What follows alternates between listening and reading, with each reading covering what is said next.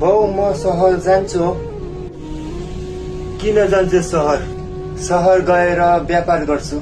व्यापार गर्नु सहर जानुपर्छ र गाउँतिर गर्दा हुँदैन? सहरमा राम्रो हुन्छ नि त व्यापार।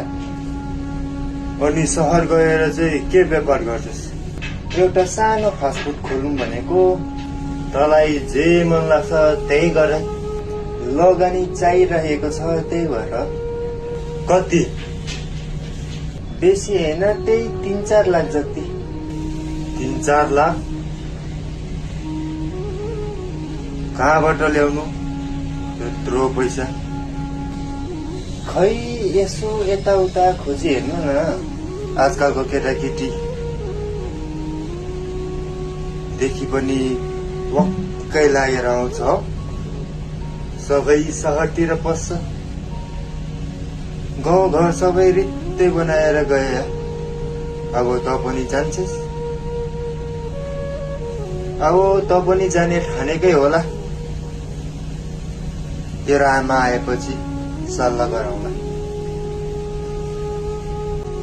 ए छोरो सहरतिर जाने भन्छ।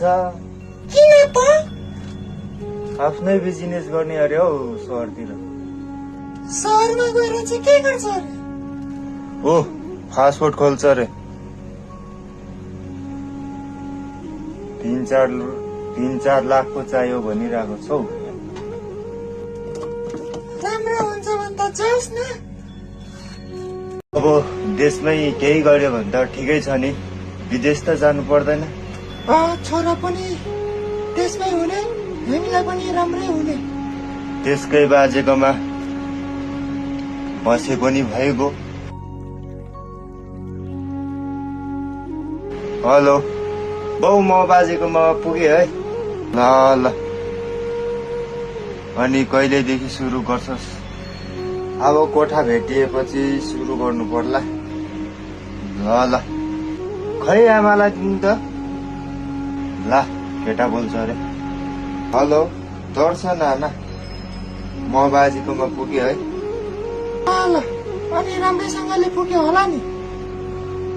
हजुर अनि बाजे सन्चै रहेछ त? हजुर सबै सन्चै छ। राखेको है, पैसा छैन। ल ल, भोटमा बाउ र म पनि आउँला। हुन्छ हुन्छ।